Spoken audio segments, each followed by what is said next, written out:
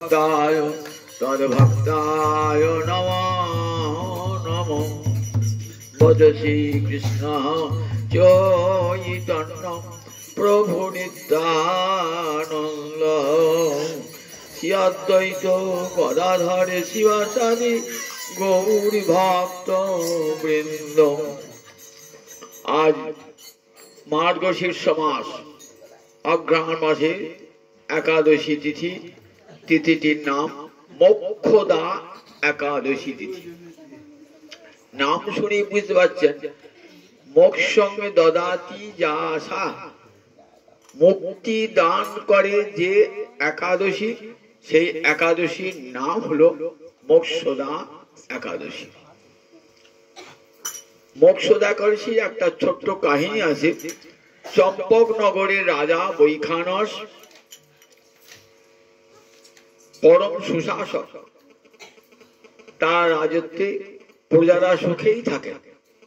किन्तु राजा एकदिन स्वप्ने देखलेन तार पितार नरक हते मुक्ति हय ना।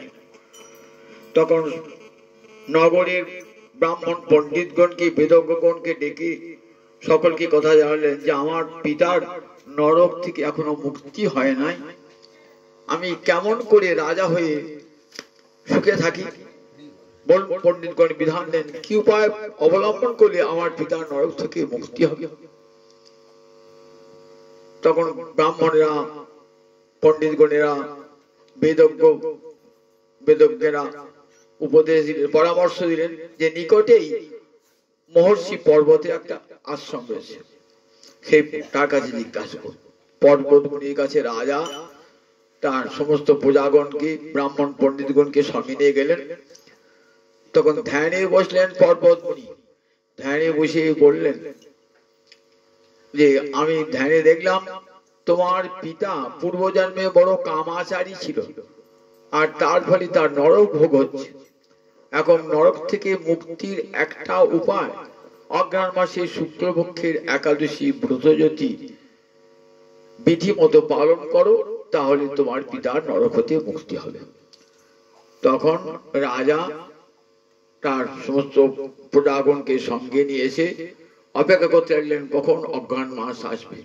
अग्रहण मास आसार पर शुक्लपक्षेर एई एकादशी मोक्षदा एकादशी व्रत पालन करे निज पितार मुक्ति साधन करलेन, नरक हते मुक्ति पेलेन। एई एकादशीर एकटा अन्य एकटा बड़ गुरुत्व आछे। एई एकादशीतेई गीताश्री गीतार आविर्भाव। आपनारा जानेन যে মহাভারতের যুদ্ধ ভারতবর্ষে এক অবিস্মরণীয় ঘটনা। কপট দুটো খেলায় কৌরবেরা পাণ্ডবগণকে হারিয়ে দিল, মহারাজ যুধিষ্ঠিরকে পরাজিত করে দিলেন কপট পাশা খেলায়। শর্ত রেখেছিলেন পাশা খেলায় হেরে গেলে 12 বৎসর বনবাস, 1 বৎসর অজ্ঞাতবাস। कपट दुटी नियम सब पालन करलेन पांडवेरा। 5 भाई द्रौपदी के संगे निये चले गेलेन बने, 12 बत्सर वनवास करलेन, 1 बत्सर बिराट राजा गृहे अज्ञातवास करलेन। एइबार तो फिरे एसे अर्धेक राज्य तो भाग देवार कथा। महाराज युधिष्ठिर ब्राह्मण के पाठालेन, देखो अर्धेक राज्य यदि दिते ना चाय ताहले 5খানা গ্রামও আমাদিকে দেন। 5টা গ্রামের যে রাজস্ব আদায় হবে, খাজনা হবে, তাতে আমরা 5 ভাই চলে যাবে। এই সন্ধির প্রস্তাব নিয়ে ব্রাহ্মণ গেলেন, কিন্তু দুর্যোধন রাজি হলেন না। শেষে স্বয়ং ভগবানও গেলেন যে দেখো পাণ্ডবেরা চাইছে মীমাংসা আসছে, ওরা তো অর্ধেক রাজ্যের মালিক, তাদের 5খানা গ্রাম দেবে না। বলে না, বিনা যুদ্ধে নাহি দিব সূচ্যগ্রমে, যুদ্ধ ছাড়া আমি সূচির অগ্রভাগে যে পরিমাণ ভূমি বিদ্যয় তাও আমি দেব না। বললেন ঠিক আছে, তুমি আজ দেবে না, যুদ্ধ হবে এবং সেই যুদ্ধে তুমি সপরিবারে বিনষ্ট হবে এবং পাণ্ডবেরা বিনা বাধায় রাজ্য ভোগ করবে। আমি এখানে বলে চললাম। কৃষ্ণ চলে এলেন। যুদ্ধ অবশ্য ভাবি যুধিষ্ঠির তখন যুদ্ধ করতে ইতস্তত করছেন। মায়ের কাছে গেলে আদেশ দিতে, মা তুমি বলো, যদি তুমি বলো তাহলে যুদ্ধ করবো। মা বললেন, দেখো যুদ্ধ করবার ইচ্ছা তো আমারও ছিল না, কিন্তু যখন দেখলাম আমার পুত্রবধূকে সবার সামনে লাঞ্ছিত করলো, এত বড় কেউ প্রতিবাদ করলো না, তখন ওই পশু জনচিত যে কার্য করলো কৌরবেরা, তাদের বিনাশ হওয়া দরকার এবং তাদের যুদ্ধ করে সমুচিত শিক্ষা দেওয়ার দরকার। তুমি যুদ্ধ করো।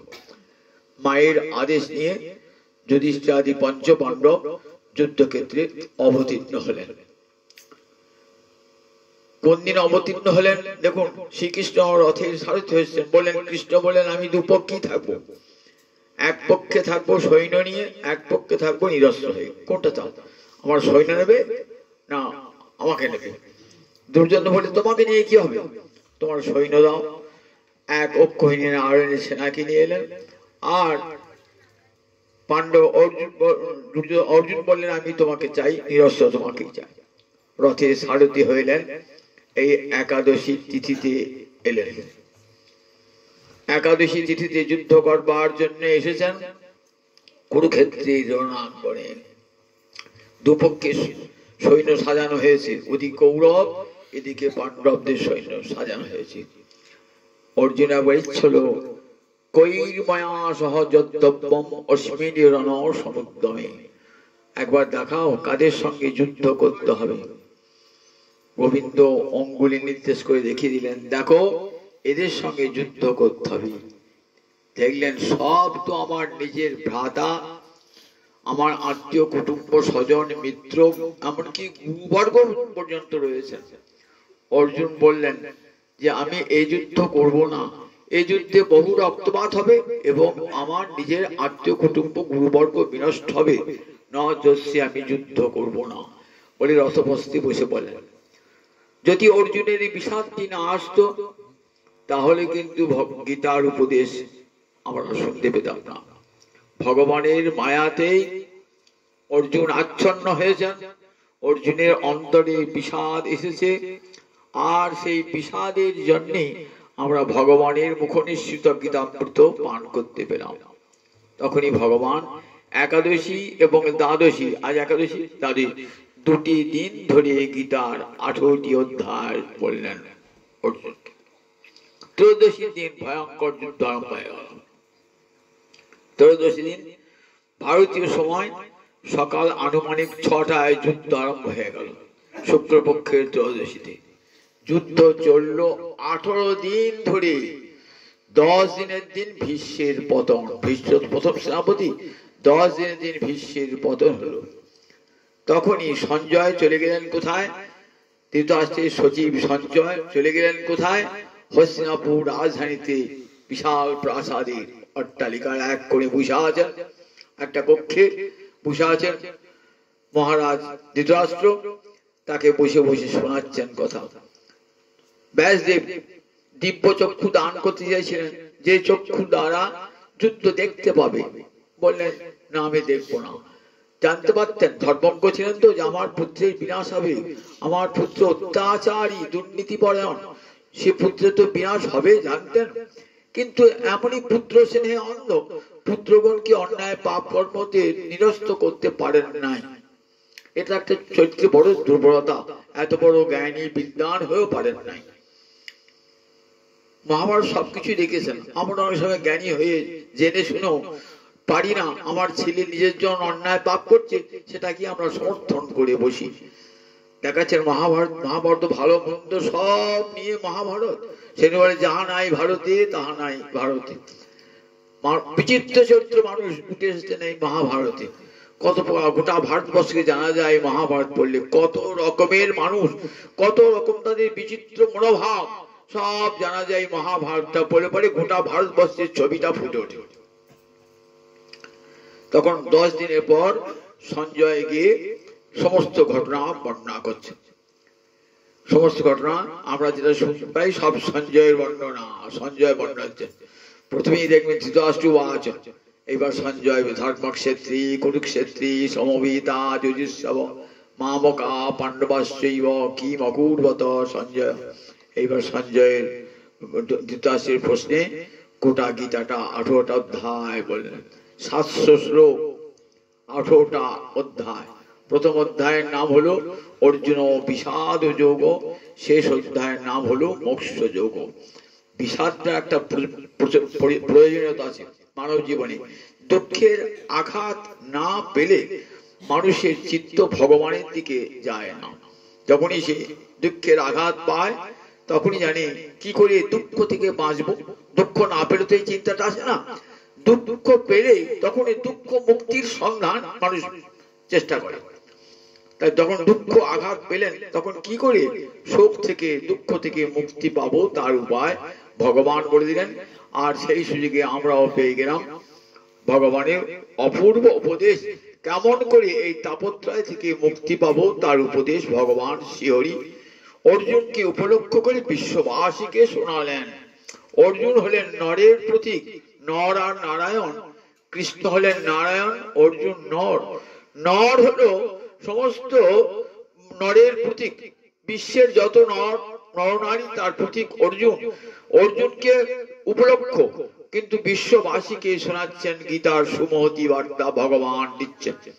কেমন একটা সুন্দর দিব্য জীবন তৈরি করতে হয়, কেমন একটা পবিত্র ভূত চরিত্র তৈরি করতে হয়, কেমন করে মানুষের মতো মানুষ হতে হয়, এই গীতাটি পড়লেই আমরা জানতে পারি। গীতাকে সুগভীর ভাবে অনুসরণ করলে পারে একটা সুন্দর জীবন গড়ে ওঠে আমাদের। সংসার সাগরং ঘোরং তর্তুমিচ্ছতি জুনর গীতা নাবং সমাসাদ্য পারং জাতি সুখিনে। ভয়ঙ্কর সংসার সাগর। এই সংসার সাগর যদি পার হতে চাও, সবাই আমরা ডুবেছি, আমার বাবা মা আমার আত্মীয় স্বজন, কেউ আমাকে সংসার সাগর থেকে মুক্তি দান করতে পারবে না।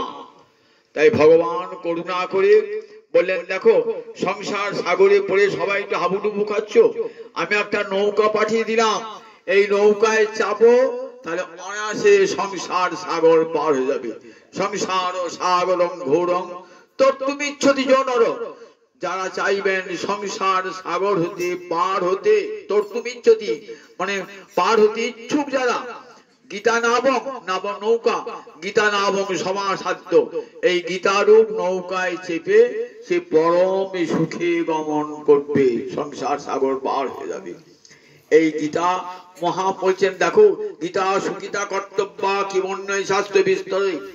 সুন্দর করে গীতা পাঠ করবে প্রতিদিন, যেমন তেমন করে নয়, যাতে নিয়ম করে পড়লাম, পড়তে গুরুদেব বলেছেন আগলে মনে বুঝলাম না, কিছুই বুঝলাম না, তেমনি করে নয়। সুগীতা কর্তব্য সুন্দর করে পড়বে, আদর করে পড়বে। আর অন্য কোন শাস্ত্র পড়তে হবে না, পড়তে হবে না, কারণ গীতা হলেন সর্বশাস্ত্রময়ী। সমস্ত বেদার্থ আচার্য শঙ্কর টিকা করতে বললেন যে সমস্ত বেদার্থ রয়েছে এই গীতার মধ্যে। গীতা বেদ তো সমস্ত শাস্ত্রের উৎস। বেদের কথা আমরা জানবো কেমন করে? বলেন গীতা পড়ো, তাহলে বেদের সব কথা জানতে পারবে। গীতা পড়লে, গীতা হলেন সমস্ত বেদের সার।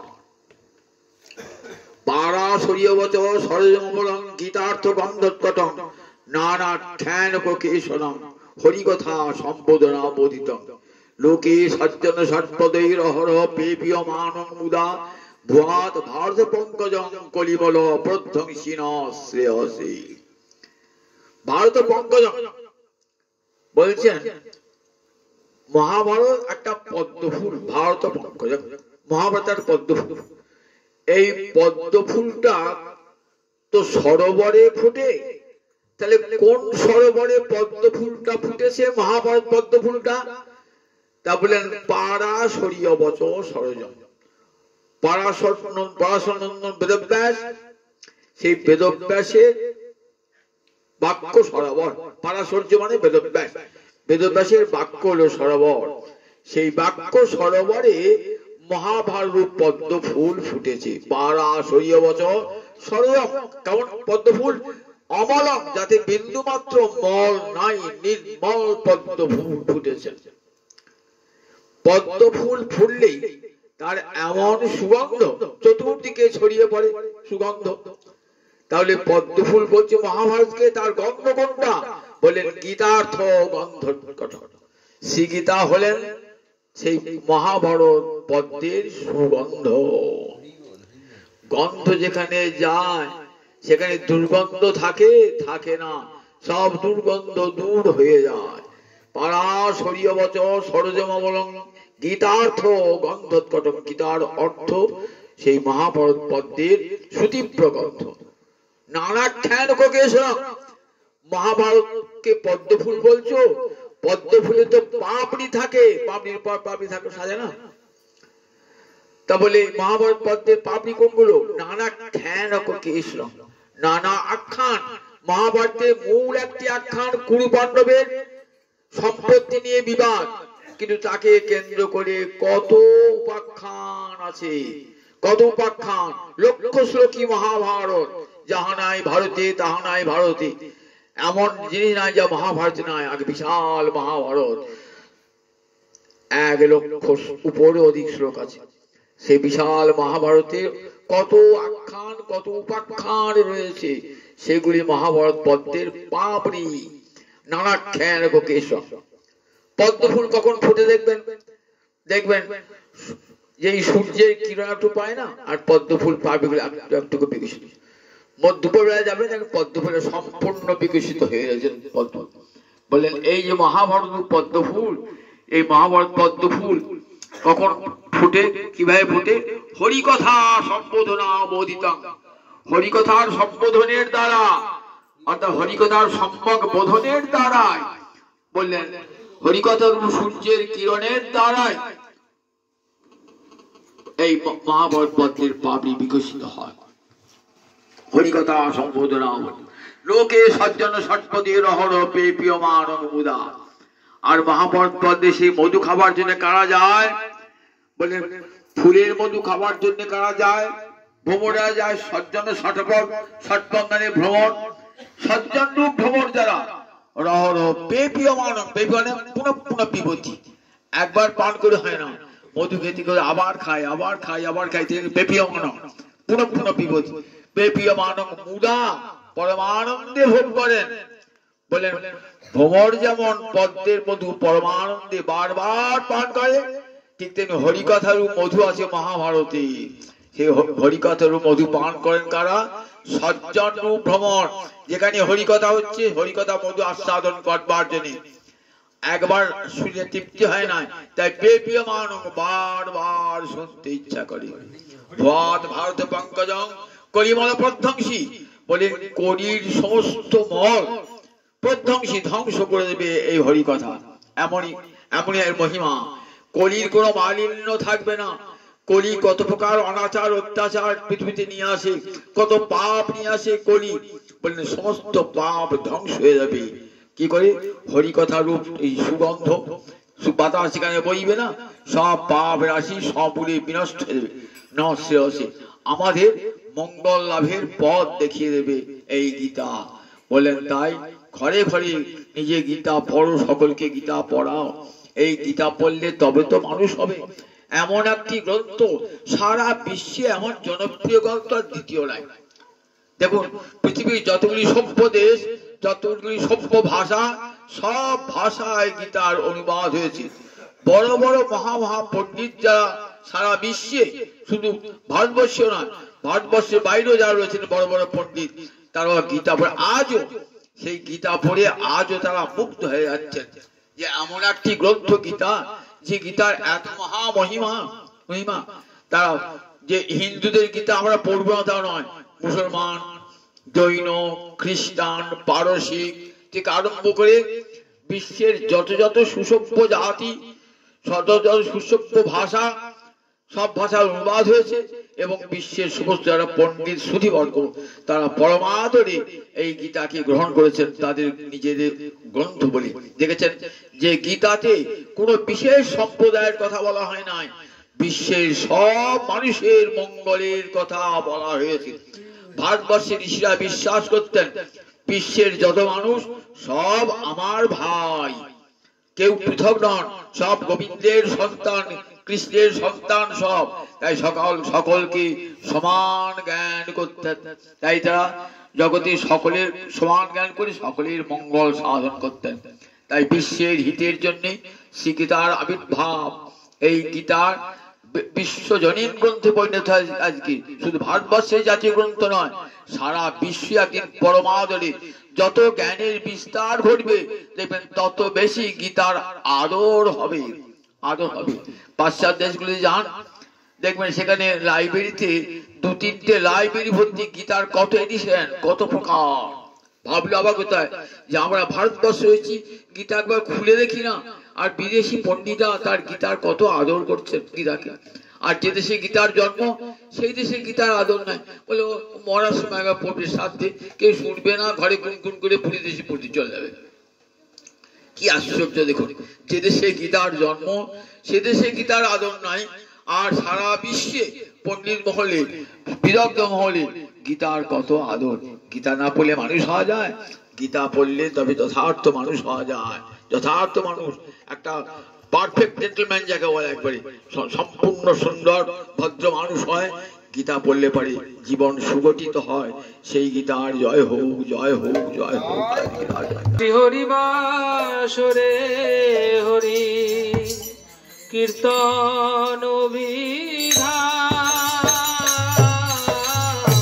শ্রী হরি বাসরে হরি কীর্তন বিধান, বলিয়াজি কইলা এই বিধান, কইলা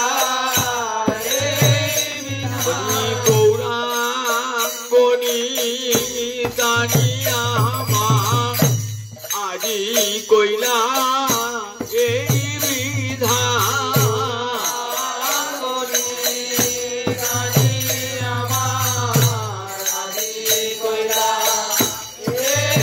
বিধান, হরি নম মহৌষধি আজি কইলা এই বিধান,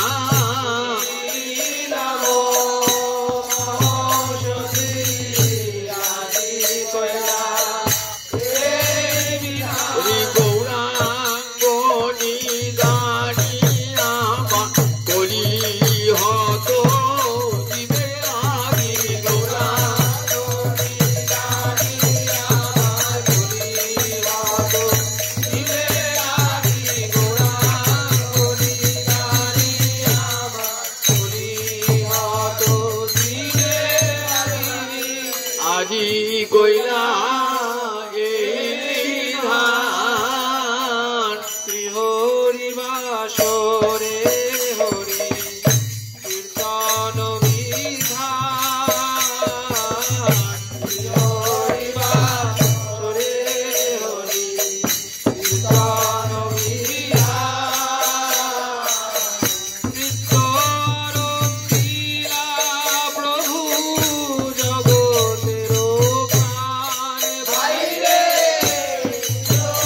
কৃষ্ণরঙ্গিলা প্রভু জগতের আজ প্রাণ যে নাচে রে, জগতের প্রাণে গোড়া, প্রাণ যে নাচে রে,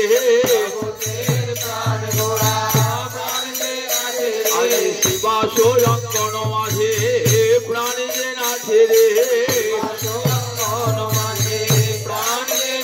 যত খণ্ড প্রাণ সবার লাগি জগতের প্রাণ গোড়া, খণ্ড প্রাণ সবার লাগি জগতের প্রাণ গোড়া, খণ্ড প্রাণ সবার লাগি জগতের প্রাণ গোড়া, প্রাণ যে নাচে রে, নিত্য আরম্ভীরা প্রভু জগতের প্রাণ ভাইরে, নিত্য আরম্ভীরা প্রভু জগতের প্রাণ, পুণ্যবন্ত শ্রীবাস গণেশ শুভারম্ভ, পুণ্যবন্ত শ্রীবাস গণেশ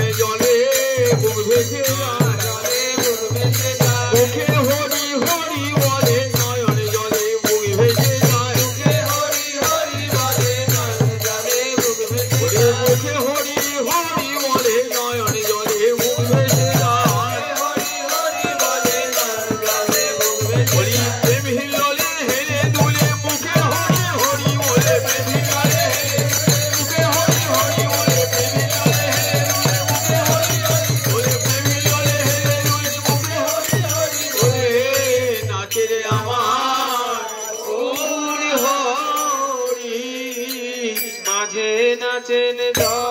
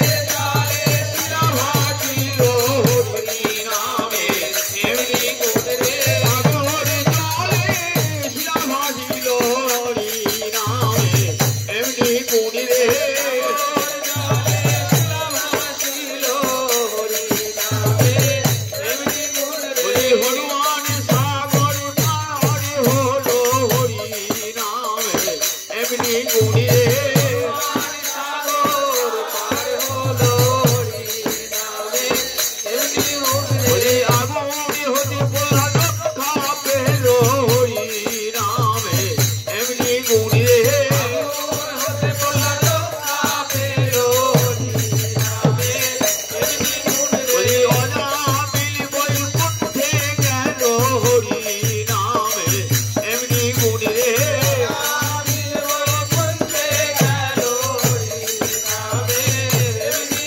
বলি নারায়ণ নারায়ণ নারায়ণ বলে নামে রেখে